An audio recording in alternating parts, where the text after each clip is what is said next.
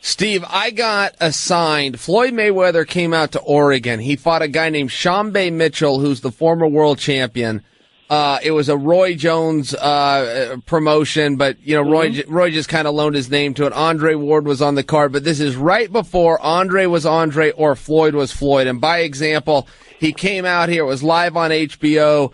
They papered the house, and they got 5,000 people in the building. So this is just before he break through. In fact, before he was Floyd Money Mayweather, what was he? He was Floyd something. Floyd Showtime Mayweather. It's still when he was with that old persona.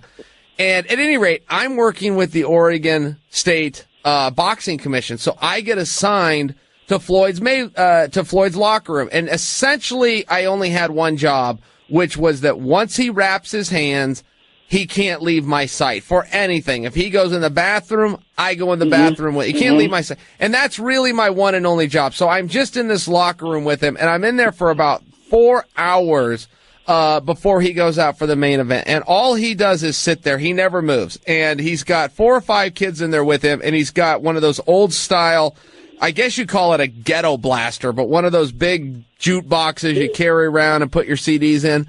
So he kept instructing the kids, okay, put it on this CD, put it on track number 4, turn it up a little bit. Oh, play that back. That's all he does, and that's all these kids do is they operate his jukebox. And the whole 4 hours, he's telling them how great he is. He's sitting there and he's telling them how he's going to do tonight versus a former world champion. And how great he is. So the time keeps ticking by. Well, all of a sudden, it's 6 o'clock. He's going to leave the locker room at 6:52. And I know this because Guzman's the promoter, and Guzman keeps coming in and saying, Floyd, you have 50 minutes till your walk. We go live at 7 p.m. on HBO, and the very first shot is Shambe coming out, and the second shot is you coming. He explains this whole thing. 6:30 rolls around. Floyd hasn't moved. He's just instructing these kids to do the ghetto blaster. About 6:32 or 3, his Uncle Roger comes in, puts Floyd's trunks on for him. Floyd's now got his gloves on, so he's holding his hands out to the side. His hands, he couldn't grip his shorts if he wanted to. So his uncle pulls up his cup, pulls up his trunks. And then about 6:40, they do a warm-up. Now, Guzman has popped in about 5 times now because he sees Floyd is doing nothing. And he's like, you realize that at 6:52, no matter what, we are leaving this locker room. And Floyd just nods yes and then keeps telling the kids what songs to turn on. And he keeps telling them how great he is. Dela Hoya won't fight me. Kazazu beat him twice. Which is actually not true. He only beat Kazazu once, but that was the rhyme that he said. Kazazu beat him twice. And he just kept going. It was so good that I called my mom on my cell phone. I didn't say anything. I just turned it on and let it go so that she could hear what was going on. So, at any rate, at 6:45, 7 minutes before he's got to walk out to fight a world champion, he stands up, and they do this warm-up, which really consisted of Roger hitting Floyd. I mean, I swear to goodness it wasn't Floyd hitting the pads. Like, Roger was bringing the pads to Floyd. All right, it's time to go. It's 6:51 and change. They're waiting for him. The cameras are in there. He's got a matter of seconds, and they put him in a white Nike headband, and he went crazy because he wanted the black headband. So they search, they find the black headband. He's got no warm-up in him whatsoever. But according to me, he has no warm-up. I guess he thought he was warm.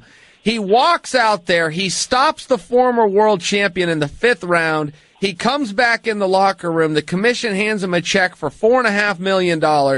He stands on like a bench in front of everyone, stands up and holds the check over his head for $4.5 million. Now, all that's in the room is kids. He's surrounded by 12 and 13 and 14 kids, and he says, "Clap it up, y'all." And everybody stands there and claps as Floyd's sweaty body is standing on this bench holding a check up.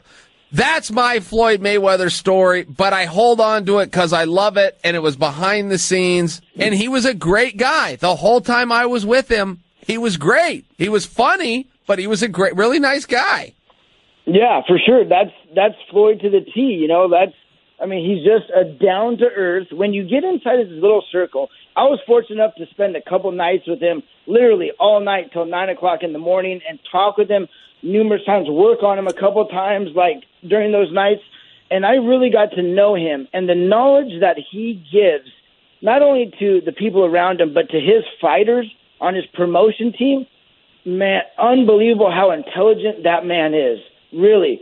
And I just, the promotion side of TMT is really going to be up and coming, I think. These guys on that team are very good, athletes, very, nice guys, awesome guys. But not only that, but if you have a guy like Floyd, having your back, basically, there's nothing better than that, because Floyd is so intelligent when it comes to making contracts, making sure his fighters are taken care of. And I'm really happy to be, with that team. What is he going to do with the money team? I actually had a meeting with the commission, a meeting I did not want to be at. I was summoned to. He was there on his own volition, but he was getting a promoter's license that same day. So he's a licensed promoter with TMT, like you said. But what are they going to do? And the reason I ask is he has flirted with getting into MMA or doing a co-promote, but he hasn't pulled the trigger. He was even having talks with John Jones, who was close to signing with the money team. Is he? Do you have any insight? Is he jumping into promotion, or is he just sticking with boxing?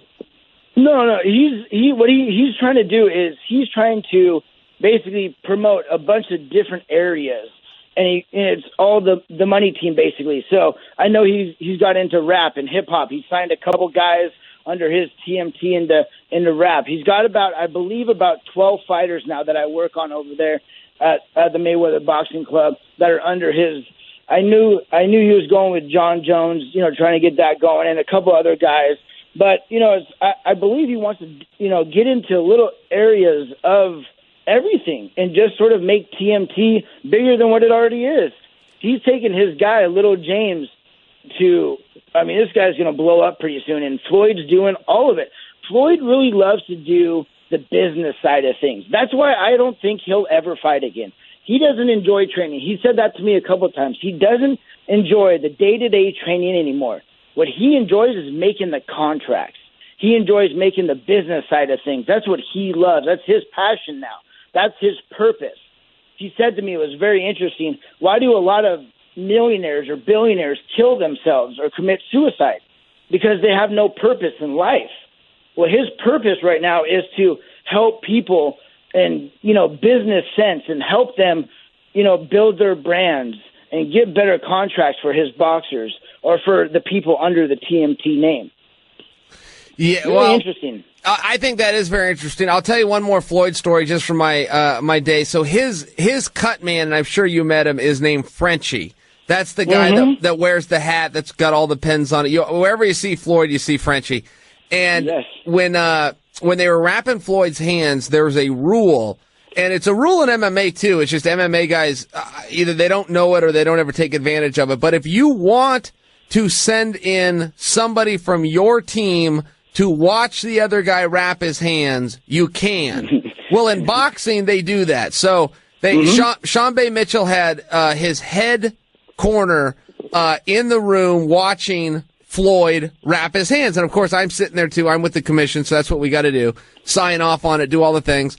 And so Frenchie's wrapping the hands, and Frenchie not only wraps his hands, but he's his cut man. And so they're wrapping his hands, and Floyd doesn't say anything. They're just wrapping his hands. He's focusing on the fight. And then all of a sudden, Floyd tells Frenchie, hey, Frenchie, when the fight starts, I want you to go with him. And he nods over to Sean Bay Mitchell's guy. And Frenchie says, what? And Floyd goes, don't worry about it. I'll pay you the same, but I want you to go with him. And Frenchie says, but why, Floyd? And Floyd says, because this guy's going to need 2 cut men. And right, see, it's so Sean Bay Mitchell's guy, who is in there with a stone face, he's in there to catch any improprieties. He's in enemy territory. He just starts laughing. There was nothing you could do with that statement that wasn't funny. So even Sean Bay's guy, who's got this statue poker face on, just cracks up laughing. It's like, that's pretty good. That is classic. That's classic Floyd. It was awesome. The first time I ever worked on him, I was going through the nerve pathway of the shoulder, and I was explaining to him what I do. And I said, now I'm going to make your middle finger tingle a little bit, and I'm going to go through those nerves, but I'm only going to work on your shoulder, but your middle finger is going to tingle a little bit. And I started working on him, and within a minute or so, his middle finger starts to tingle. He goes, hold on, stop. And he looks at me and goes, even if this didn't work, which I know it does because I just felt what you do, I believe in you already. What you just did, I believe in you. And to have that, like, support of Floyd or support of yourself, like, it means more to me than anything.